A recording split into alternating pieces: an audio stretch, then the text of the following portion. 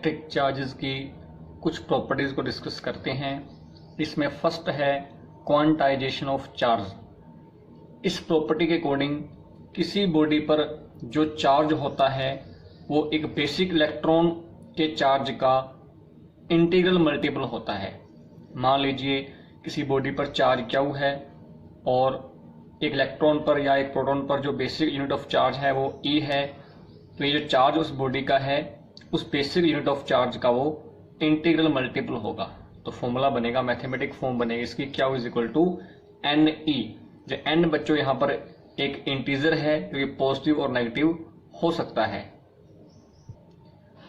जो E बोला है ये बेसिक यूनिट ऑफ चार्ज है जो कि एक इलेक्ट्रॉन या प्रोटॉन पर होता है, जिसकी वैल्यू 1.6 मल्टीप्लाई 10⁻⁻19 कूलम होती है। ये पॉजिटिव होगा चार्ज जब ये, अगर हम प्रोटॉन के चार्ज की बात करेंगे, इसकी वैल्यू नेगेटिव होगी जब हम इलेक्ट्रॉन पर चार्ज की बात करेंगे। अब हम क्वांटाइजेशन को समझते हैं। टू बॉडीज मान लीजिए इनिशियली न्यूट्रल थी, जब दोनों को हमने रब किया तो इलेक्ट्रॉन का ट्रांसफर हुआ। मैंने माना इस फर्स्ट बॉडी से सेकंड बॉडी में एक इलेक्ट्रॉन का ट्रांसफर हुआ। अगर ऐसा है तो फर्स्ट बॉडी पर चार्ज कितना आ गया, +1E, और सेकंड बॉडी पर चार्ज कितना आ गया, -1E। अगर 2 इलेक्ट्रॉन्स ट्रांसफर हुए होते फर्स्ट बॉडी से सेकंड बॉडी, तो इस बॉडी पर चार्ज कितना आता, +2E, और इस बॉडी पर चार्ज आता -2E। कहने का मतलब बच्चों किसी भी बॉडी पर जो चार्ज होता है वो बेसिक यूनिट ऑफ चार्ज का होगा इंटीग्रल मल्टीपल।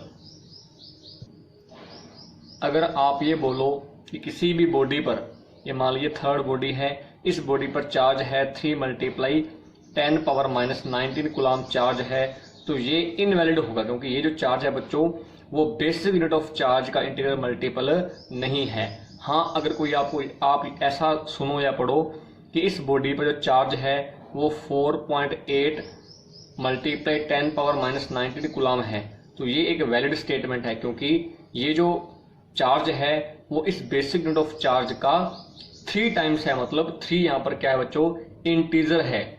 एक बॉडी से नेक्स्ट बॉडी जो भी इलेक्ट्रॉन्स का ट्रांसफर होगा या जो चार्ज इन दोनों पर इन्वॉल्व होता है वो चार्ज एक बेसिक यूनिट ऑफ चार्ज का हमेशा इंटीग्रल मल्टीपल ही होगा। हम ऐसा नहीं बोल सकते कि इस बॉडी से इस बॉडी जो जब इलेक्ट्रॉन ट्रांसफर हुए तो इस बॉडी पर चार्ज कितना आ गया, 2 × 10⁻⁻19 कूलम, और इस बॉडी पर आ गया -2 × 10⁻⁻19 कूलम, क्योंकि ये 2 है बच्चों वो क्या है, ये जो चार्ज है ये इस बेसिक यूनिट ऑफ चार्ज का इंटीग्रल मल्टीपल नहीं है। और अगर यहाँ 3.2 होता या भी 3.2 होता तो ये एक वैलिड स्टेटमेंट मानी जाती, क्योंकि 3.2 इस 1.6 या इस बेसिक यूनिट ऑफ चार्ज का इंटीग्रल मल्टीपल है। यह है क्वांटाइजेशन ऑफ चार्ज। इसको सबसे पहले एक्सपेरिमेंटल सजेस्ट किया था फैराडे ने, उसके बाद इसको डेमोन्स्ट्रेट किया एक्सपेरिमेंटली मिली के नाम के साइंटिस्ट ने इन 1912 के अंदर। नेक्स्ट प्रॉपर्टी है एडिटिविटी ऑफ चार्जेस। इसका मीनिंग किसी भी सिस्टम पर अगर हमें टोटल चार्ज कैलकुलेट करना हो तो हम क्या करेंगे, उस सिस्टम में जितने भी चार्जेस प्रेजेंट हैं उन सभी को हम अलजेब्रिकली ऐड कर देंगे। तो ऐसा करने पर हमें उस पूरे सिस्टम का टोटल चार्ज हमें मिलेगा। फॉर एग्जांपल मान लीजिए किसी सिस्टम पर कुछ चार्जेस हैं, जैसे +Q, -2Q, +3Q, +5Q।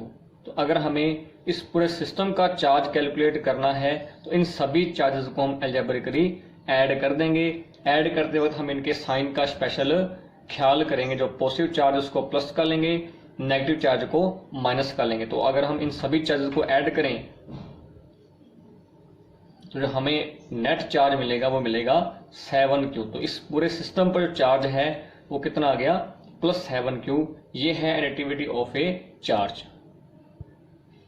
Charge एक स्केलर क्वांटिटी है, क्योंकि चार्ज के पास सिर्फ मैग्नीट्यूड होता है, कोई डायरेक्शन नहीं होती। मास की तरह मास किसी बॉडी पर जो होता है उसको हम पॉजिटिव लेते हैं हमेशा, पर चार्ज नेगेटिव भी हो सकता है और पॉजिटिव भी हो सकता है। नेक्स्ट प्रॉपर्टी है कंजर्वेशन ऑफ चार्ज। इस प्रॉपर्टी के अकॉर्डिंग किसी भी आइसोलेटेड सिस्टम का जो टोटल चार्ज है वो हमेशा कंजर्व रहता है, हमेशा कांस्टेंट रहता है। जो आइसोलेटेड सिस्टम होता है ये बच्चों वो सिस्टम है जिस सिस्टम में कोई भी मैटर ना तो एंटर कर सकता है ना ही उस सिस्टम को वो लीव कर सकता है। वो जो सिस्टम है वो बाकी इन्वायरमेंट से अलग होता है, तो उस सिस्टम पर जो टोटल चार्ज है वो हमेशा कंजर्व रहेगा, कांस्टेंट रहेगा इस प्रॉपर्टी के अकॉर्डिंग। जैसे हमने पहले एग्जांपल किए थे बच्चों, जब हम दो बॉडीज को आपस में रब करते हैं, मान लीजिए एक ग्लास रोड है और एक सिल्क क्लॉथ है, जब हमने इन दोनों बॉडीज को, ऑब्जेक्ट्स को आपस में रब किया तो एक बॉडी क्या करेगी, इलेक्ट्रॉन को लूज करेगी और एक बॉडी इलेक्ट्रॉन्स को गेन करेगी। दोनों पर कुछ ना कुछ चार्ज होगा, इस पर पॉजिटिव चार्ज, इस पर नेगेटिव चार्ज। पर इस पूरे सिस्टम पर जो टोटल चार्ज है बच्चों वो पहले भी जीरो था और अब भी क्या होगा, जीरो। यह है conservation of A charge. Isolated system के अंदर हम चार्ज को ना तो क्रिएट कर सकते हैं ना ही डिस्ट्रॉय कर सकते हैं, पर इस सिस्टम के अंदर जो पार्टिकल्स हैं, जिन पार्टिकल्स के ऊपर कुछ चार्ज है वो क्रिएट भी हो सकते हैं, वो खुद को वो उस डायरेक्शन में डिस्ट्रॉय भी हो सकते हैं। एक एग्जांपल हम देखते हैं, गामा रे फोटोन ट्रांसफॉर्म होकर एक इलेक्ट्रॉन और एक प्रोटॉन बनाता है। रिएक्शन से पहले, इसके ट्रांसफॉर्म होने से पहले भी इस पर टोटल चार्ज जीरो था। जब ये इलेक्ट्रॉन और प्रोटॉन में ट्रांसफॉर्म हो गया अब भी नेट चार्ज कितना है, जीरो है। बिफोर रिएक्शन, आफ्टर रिएक्शन जो चार्ज है वो हमारा सेम है। अगर हम यूरेनियम के रेडियो एक्टिव डिके की बात करें, यूरेनियम 23892, अगर हम इसके डिके की बात करें, ये डिकेड होकर थोरियम में कन्वर्ट होता है 23490 और एक हीलियम का न्यूक्लियस हमें मिलता है। इस डिके में, डिके होने से पहले भी चार्ज 92 था, डिके होने के बाद जो प्रोडक्ट्स मिले हैं उनका भी टोटल चार्ज कितना है, 92 ही है। इसका मीनिंग यहाँ भी क्या प्रूव हो रहा है कि एक सिस्टम के अंदर जो टोटल चार्ज है वो हमेशा कंजर्व रहता है। इसके और एग्जांपल बच्चों बुक में दे रखे हैं, वो आप देख सकते हैं। चार्ज और मास के कंपैरिजन की बात करते हैं। चार्ज, इलेक्ट्रिक चार्ज जो किसी बॉडी का है वो पॉजिटिव, नेगेटिव और ज़ीरो हो सकता है। मास किसी बॉडी पर हमेशा पॉजिटिव होता है। किसी बॉडी पर जो चार्ज है या किसी बॉडी ने जो चार्ज कैरी कर रखा है वो उसकी वेलोसिटी पर डिपेंड नहीं करता, पर जो बॉडी का मास है वो उसकी वेलोसिटी पर डिपेंड करता है जब उसकी स्पीड लाइट की स्पीड के कंपेरेबल हो जाए। इस रिलेशन के अकॉर्डिंग यहाँ पर m0 उस बॉडी का रेस्ट मास है, v इस बॉडी की वेलोसिटी है और c है speed of light. Third point, charge quantize है, ये हमने अभी देखा था, जबकि मास का क्वांटाइजेशन अभी तक पॉसिबल हो नहीं पाया है। इलेक्ट्रिक चार्ज हमेशा कंजर्व रहेगा, मास कंजर्व नहीं होता क्योंकि मास एनर्जी में कन्वर्ट होता रहता है और एनर्जी मास में। जो फोर्स है किसी दो चार्जेस के बीच में वो अट्रैक्टिव नेचर के भी हो सकता है, फोर्स रिपल्सिव का भी हो सकता है। वो डिपेंड करता है दो चार्ज सेम नेचर के हैं या ऑपोजिट नेचर के हैं। जबकि जो मास के बीच में लगने वाला ग्रेविटेशनल फोर्स है वो हमेशा नेचर के अंदर कैसा होगा, अट्रैक्टिव होगा। फोर्स जो है दो चार्ज के बीच में वो हमेशा इनवर्स स्क्वायर लॉ को फॉलो करता है, मीनिंग डिस्टेंस बढ़ने के साथ साथ वो फोर्स कम होगा। इसके अलावा जो फोर्स है दो मासेस के बीच में वो भी इनवर्स स्क्वायर लॉ को फॉलो करेगा। मास के बिना चार्ज कभी एग्जिस्ट नहीं कर सकता, चार्ज कैनॉट एग्जिस्ट विदाउट मास, जबकि मास एग्जिस्ट कर सकता है चार्ज के बिना। एक बॉडी है बच्चों, उस पर कुछ ना कुछ, उसका अगर मास होगा तो जरूरी नहीं कि उस पर कुछ ना कुछ चार्ज हो, पर चार्ज होने के लिए उस बॉडी का मास होना जरूरी है। जो यूनिट ऑफ चार्ज है वो एक ड्राइव्ड यूनिट है बच्चों, 1 कूलाम, जबकि जो मास है किसी बॉडी का या यूनिट ऑफ मास जो है वो एक फंडामेंटल यूनिट है। ये +1 के अंदर 11th में आपने देखा था। एक्सेलरेटेड चार्ज जो है बच्चों वो रेडिएशंस इमिट करता है, जबकि जो एक्सेलरेटेड मास है वो रेडिएशन इमिट नहीं करता। तो ये कुछ डिफरेंस है चार्ज और मास के बीच। एक और प्रॉपर्टी है चार्ज की, इनवेरिएंस ऑफ चार्ज। इस प्रॉपर्टी के अकॉर्डिंग किसी बॉडी पर जो चार्ज का मैग्नीट्यूड है वो चेंज नहीं होता, चाहे वो चार्ज की स्पीड कुछ भी हो। इसका meaning charge at rest is equal to charge in motion. इसका मीनिंग क्या है कि चार्ज जो है वो किसी भी फ्रेम ऑफ रेफरेंस पर डिपेंड नहीं करता, वो ऑब्जर्वर की स्पीड पर डिपेंड नहीं करता। जितना चार्ज किसी बॉडी पर रेस्ट में था, अगर वो बॉडी मूव करना शुरू कर दे तो भी उतना ही चार्ज रहेगा। इस प्रॉपर्टी को बोलते हैं invariance of electric charge. Coulomb law. Coulomb ने कई सारे एक्सपेरिमेंट परफॉर्म किए थे दो पॉइंट चार्जेस के बीच में लगने वाले फोर्स को मेजर करने के लिए। पॉइंट चार्ज का मीनिंग क्या है बच्चों? मैंने भी बताया कि दो पॉइंट चार्जेस का मीनिंग क्या। मान लीजिए टू चार्जेस हैं, Q1 एंड Q2। अगर इन चार्जेस के बीच में जो डिस्टेंस है वो डिस्टेंस इन चार्जेस के साइज से बहुत ज़्यादा हो तो हम उन चार्जेस को क्या बोल देंगे? These charges are point charges.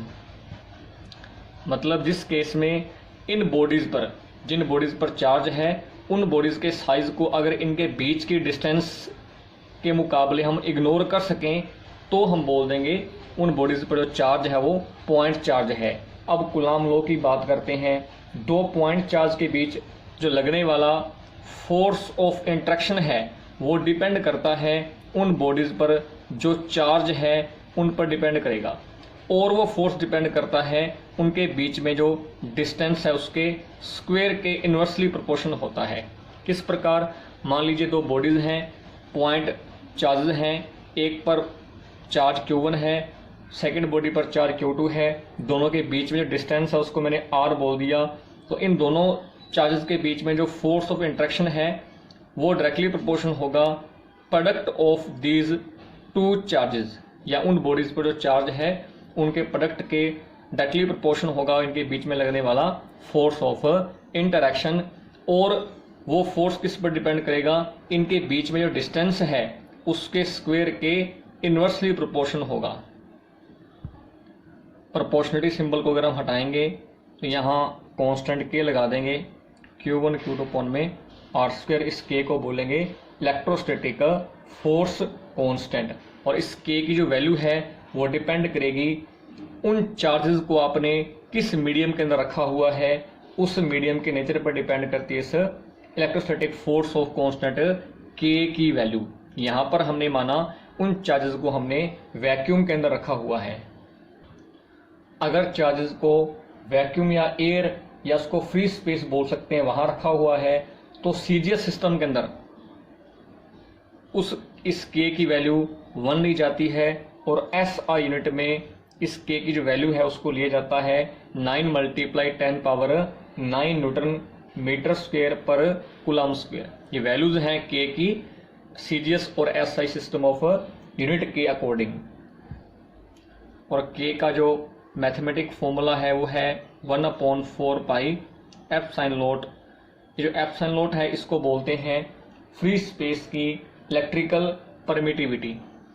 It is the electrical permittivity of free space. अब इस K की वैल्यू को आप यहाँ सब्स्टिट्यूट कर सकते हैं और फॉर्मूला हमारा इस प्रकार बन जाएगा इस कूलाम लॉ के अकॉर्डिंग। ये जो F है बच्चों वो इन दोनों बॉडीज के बीच में जो फोर्स ऑफ इंटरेक्शन है उसकी वैल्यू है। इस इलेक्ट्रिकल परमिटिविटी की आप वैल्यू भी निकाल सकते हैं इस फॉर्मूले से। यहाँ K की वैल्यू को आप 9 × 10⁹ पुट करें, और जो एप्सिलॉन नॉट की वैल्यू जो आएगी वो आएगी 8.85 10⁻⁻12 कूलाम स्क्वायर पर न्यूटन पर मीटर स्क्वायर। कूलाम फोर्स के कुछ कैरेक्टरिस्टिक्स की हम बात करते हैं, प्रॉपर्टीज की बात करते हैं। कूलाम जो फोर्स है वो सेंट्रल फोर्स है। इसका मीनिंग ये जो फोर्स है वो दोनों पॉइंट चार्जेस के को मिलाने वाली लाइन के अलोंग लगता है, कूलाम फोर्स एक कंजर्वेटिव फोर्स है। इसका मीनिंग चार्ज को एक पॉइंट से दूसरे पॉइंट इलेक्ट्रिक फील्ड में अगर हमें मूव करवाना है, उसके जो भी वर्क करना पड़ेगा वो पाथ पर डिपेंड नहीं करेगा। और जो इलेक्ट्रोस्टैटिक फोर्स है या कूलाम फोर्स जिसको हम बोलते हैं, वो स्फेरिकली सिमेट्रिक है, वो सिमेट्री को फॉलो करता है, वो इनवर्स स्क्वायर लॉ को फॉलो करता है। डिस्टेंस के साथ साथ इस फोर्स की जो वैल्यू है वो कम होती चली जाती है। इसके अलावा जो कूलाम फोर्स है या इलेक्ट्रोस्टैटिक फोर्स दो चार्जेस के बीच में है, वो अट्रैक्टिव भी होगा और रिपल्सिव भी होगा। रिपल्सिव उसका नेचर कब होगा? जब दोनों चार्ज होंगे सेम नेचर के, दोनों पॉजिटिव हो या दोनों नेगेटिव हो। अगर दोनों चार्जेस का नेचर अपोजिट होगा, अनलाइक चार्ज होंगे, तो उनका नेचर, उस फोर्स का नेचर होगा अट्रैक्टिव। दो चार्ज के बीच में लगने वाला जो फोर्स है या इलेक्ट्रोस्टैटिक फोर्स कूलाम फोर्स है, वो उन चार्ज के अलावा बाकी किसी और चार्ज पर डिपेंड नहीं करेगा। बाकी चार्ज उन दो चार्ज के बीच लगने वाले फोर्स को अफेक्ट नहीं कर सकते। कूलाम जो लॉ है, न्यूटन के ग्रेविटेशन लॉ को और न्यूटन के थर्ड लॉ को फॉलो करता है। न्यूटन के थर्ड लॉ के अकॉर्डेंस में कूलाम लॉ होता है। कूलाम लॉ की वेक्टर फॉर्म की बात करते हैं।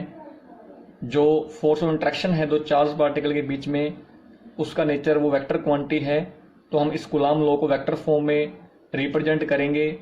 जो इस फोर्स का मैग्नीट्यूड है, दो चार्जेस के बीच में जो लगने वाला कूलाम लॉ है, उसकी वैल्यू हमने निकाली थी के Q1 Q2 अपॉन में R²। अब वेक्टर फॉर्म की बात करते हैं।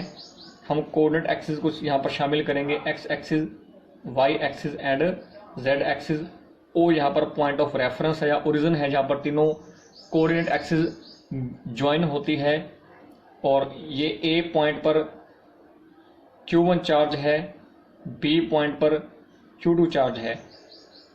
और यहाँ पर हम एक वेक्टर डिफाइन करते हैं R1, जो कि O से A है। ये R1 हमें क्या बताएगा? जो R1 है वो Q1 चार्ज की पोजीशन के बारे में बताएगा। R1 is the position vector of charge Q1। Similarly O से B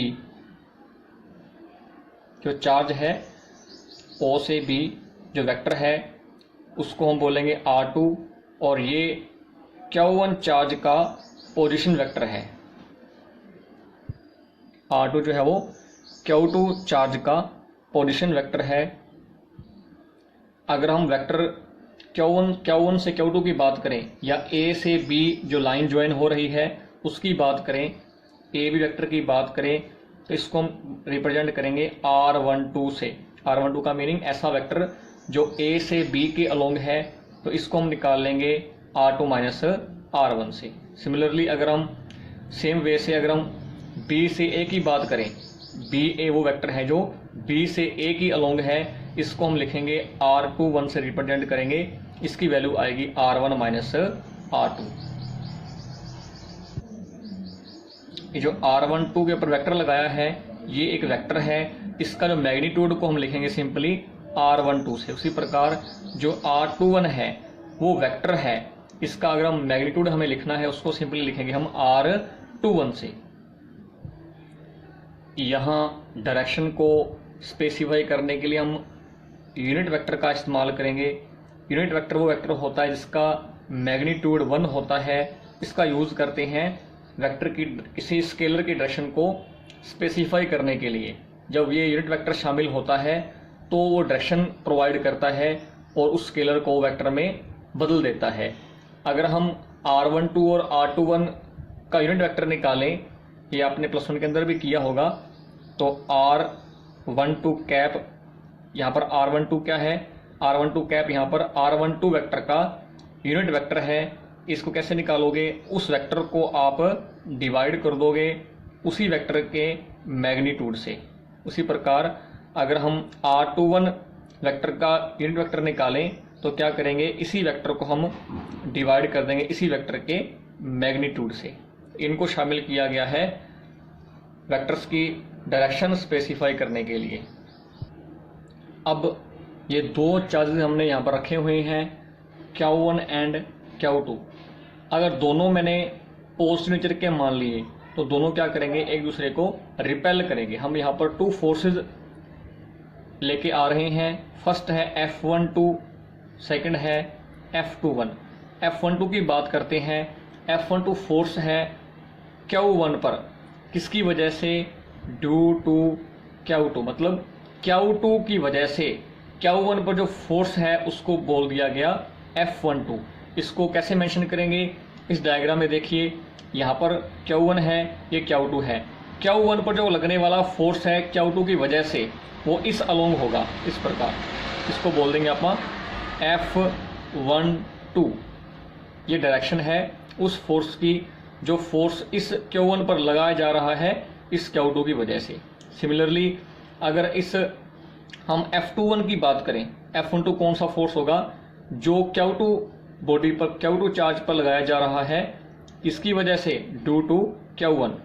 तो ये जो Q2 है इस पर फोर्स कौन लगाएगा, Q1। कहाँ लगाएगा, इस अलोंग। ये डायरेक्शन है F21 वेक्टर की। तो F21 यहाँ पर डायरेक्शन है उस फोर्स की जो फोर्स इस Q2 पर लग रहा है इस Q1 की वजह से। अब हम इनकी वैल्यूज को, या F12 और F21 वेक्टर को निकाल लेंगे। जो F21 है इसकी वैल्यू आएगी 1/4 पाई एप्सिलॉन, जो K की वैल्यू है। Q1 Q2 पॉइंट में उनके बीच में डिस्टेंस AB है, उसका स्क्वायर। अब देखो बच्चों, पिछले फॉर्मूले में यहाँ पर वेक्टर नहीं था, तो वो ये क्या था, वो था उस फोर्स का मैग्नीट्यूड। पर अब हमने यहाँ पर वेक्टर लगा दिया। इसका मीनिंग हमें इस वैल्यू को, हमें इस वैल्यू के साथ साथ इसके साथ डायरेक्शन भी शामिल करनी पड़ेगी इस फोर्स की। और F21 फोर्स की डायरेक्शन कहाँ थी, आप जरा डायग्राम के अंदर देखें। इसकी डायरेक्शन होगी A से B, इसको बोलेंगे आप अलोंग AB। तो AB के लॉन्ग फोर्स है हमारा F21। F21 कौन सा फोर्स है, जो Q2 चार्ज पर लगाया जा रहा है, किसकी वजह से, ड्यू टू Q1 की वजह से। तो अब यहाँ पर हम इस डायरेक्शन को स्पेसिफाई करने के लिए साथ में यूनिट वेक्टर लगा देंगे। तो F21 क्या आएगा, 1/4 पाई एप्सिलॉन Q1 पॉइंट में Q2। AB जो है हमारे पास वो आएगा R12 स्क्वायर, और डायरेक्शन के लिए लगा देंगे आप R12 कैप। जो R12 है बच्चों वो कहाँ है, R12 था, आपको शायद ध्यान हो, ये है फ्रॉम A टू B, या सॉरी ये है Q1 टू Q2।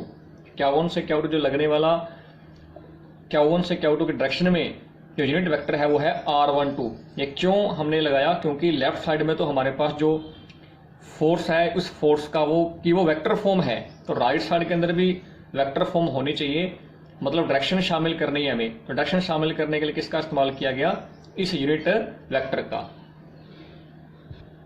तो जो ये जो R12 है वो हमें क्या बता रहा है, उस फोर्स की डायरेक्शन जो कि फोर्स Q2 पर है Q1 की वजह से, और उसकी डायरेक्शन होगी A से B के लॉन्ग।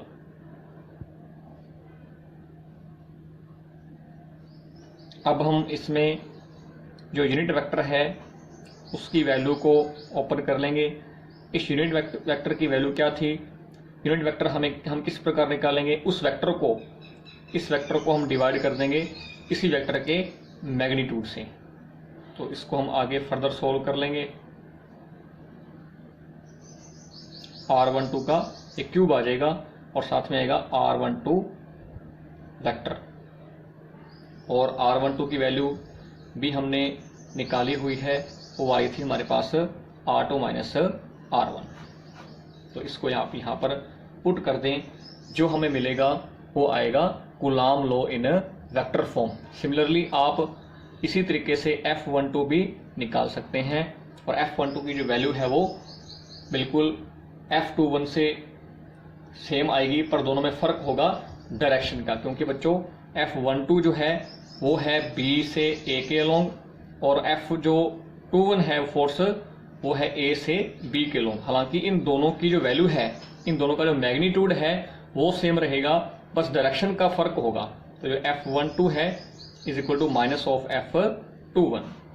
तो इसका मीनिंग जो कूलाम लॉ है वो न्यूटन के third law, action and direction are equal and opposite को फॉलो करता है। अगर Q1 और Q2 की अगर हम मल्टीप्लाई करें, अगर दोनों की मल्टीप्लाई पॉजिटिव हो, 0 से ग्रेटर होगी, तो इन दोनों के बीच जो लगने वाला फोर्स है उसका नेचर होगा रिपल्सिव फोर्स।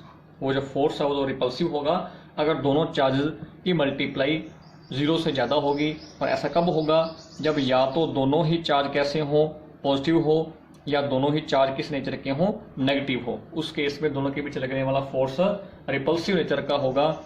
सेकंड केस में क्या है? अगर दोनों के बीच लगने वाला जो चार्ज है Q1 Q2 की अगर हम मल्टीप्लाई करें, अगर वो 0 से लेस देन होगी या इसको बोलेंगे नेगेटिव होगी, तो लगने वाला फोर्स का नेचर कैसा होगा? Attractive in nature.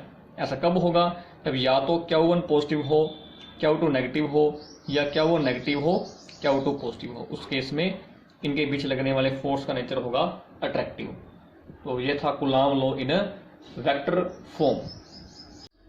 चार्ज का SI यूनिट कूलाम होता है। अगर हम इस फॉर्मूले में फोर्स को 9 × 10⁹ पुट करें, और K की वैल्यू तो होती ही है 9 × 10⁹ न्यूटन के अंदर है, और R को अगर हम पुट करें 1 मीटर, तो हमें क्या आएगा? Q1 Q2 दोनों सिमिलर चार्ज हैं। इनको हम Q पुट कर देंगे और मॉडिफाई करके जब हम सोल्व करेंगे हमें क्या मिलेगा? Q² = 1, दैट इज Q आएगा ±1 कूलाम। इसका मीनिंग बच्चों 1 कूलाम चार्ज वो चार्ज है, वो उन बॉडीज के बीच में लगने वाला चार्ज है जब आप उन चार्जेस को 1 मीटर डिस्टेंस पर रखें और उनके बीच में लगने वाला जो फोर्स है वो 9 × 10⁹ न्यूटन होगा। उस केस में जो लगने वाला चार्ज है या वो चार्ज की जो वैल्यू है उसको हम बोलेंगे 1 coulomb. 1 coulomb is that much charge which when placed in vacuum at distance of 1 metre from equal and similar charge would repel it with force of 9 × 10⁹ newton. Dielectric constant बच्चों, हमने 2 charges के बीच में लगने वाले जो फोर्स ऑफ इंट्रैक्शन की value हमने निकाली थी कूलाम लॉ के फॉर्मूले से, F = 1/4π ε0 Q1 Q2 r²। यहाँ पर हमने इन दोनों चार्जेस को फ्री स्पेस या एयर बोलो वैक्यूम के अंदर रखा हुआ था, और अगर हम इन दोनों चार्जेस को वैक्यूम या एयर की बजाय किसी और मीडियम के अंदर रख दें तो उस फॉर्मूले को हम इस प्रकार से मॉडिफाई कर देंगे, FM लिख देंगे। ये F0 मान लीजिए जब चार्जेस को आपने वैक्यूम में रखा हुआ है, और FM का मीनिंग मान लीजिए आपने उनको किसी और मीडियम में रख दिया, तो उनके बीच जो लगने वाला फोर्स इंट्रैक्शन है वो इस प्रकार से होगा 1/4π ε Q1 Q2 r²। अब हम इन दोनों इक्वेशंस को 1 2 को डिवाइड कर देंगे। हमें क्या मिलेगा? F0 F1 = ε/ε0, और इस रेशो को हम इस रेशो को लिख देंगे F⁻r से, और इसी को बोलते हैं डाइलेक्ट्रिक कांस्टेंट, जिसको कैपिटल K से लिखते हैं। अब इस डाइलेक्ट्रिक कांस्टेंट K को हम 2 तरीकों से डिफाइन कर सकते हैं। फर्स्ट वे हमारा ये है, एप्सिलॉन यहाँ पर क्या है? ये इलेक्ट्रिकल परमिटिविटी है किसी मीडियम की, और ε0 यहाँ पर क्या है? इलेक्ट्रिकल परमिटिविटी है वैक्यूम की या एयर की बोल सकते हैं। तो इसको डिफाइन कैसे करो डाइलेक्ट्रिक कांस्टेंट को? It is the ratio of electrical permittivity of medium to electrical permittivity of free space. तो इनका रेशो को हम बोलेंगे डाइलेक्ट्रिक कांस्टेंट बोल देंगे। एक और तरीका है इसको डिफाइन करने का, वो है F0 FM के अकॉर्डिंग। F0 क्या बच्चों? फोर्स ऑफ इंट्रैक्शन है इन चार्जेस के बीच में in vacuum. FM force of interaction है इन चार्जेस का जब हमने उनको किसी मीडियम में रखा हुआ है। तो इसके अकॉर्डिंग डिफाइन किस प्रकार से करेंगे? It is the ratio of, जो डाइलेक्ट्रिक कांस्टेंट है वो क्या बच्चों? वो रेशो है, किसका रेशो है? Force of interaction between 2 point charges in air या vacuum to force of interaction या repulsion between same point charges in a medium. तो अगर उस फोर्स ऑफ इंट्रैक्शन जो कि वैक्यूम का है उसको फोर्स ऑफ इंट्रैक्शन मीडियम से अगर हम डिवाइड कर दें तो भी डाइलेक्ट्रिक कांस्टेंट के हमें मिलेगा। और इस के की जो वैल्यू डिपेंड करती है मीडियम के नेचर पर, जिस मीडियम में हमने चार्जेस को रखा हुआ है। वैक्यूम के लिए जो कैपिटल के की वैल्यू है वो 1 आती है। एयर के लिए उसकी वैल्यू थोड़ी सी ज़्यादा है, 1.006 के आसपास। हाइड्रोजन की अगर हम बात करें, हाइड्रोजन गैस में अगर आप इन दोनों का चार्जेस को रखोगे तो इलेक्ट्रिक कांस्टेंट की वैल्यू आएगी 1.00026। इस प्रकार से कुछ वैल्यूज आपको यहाँ पर दे रखी हैं, उनको आप देख सकते हैं।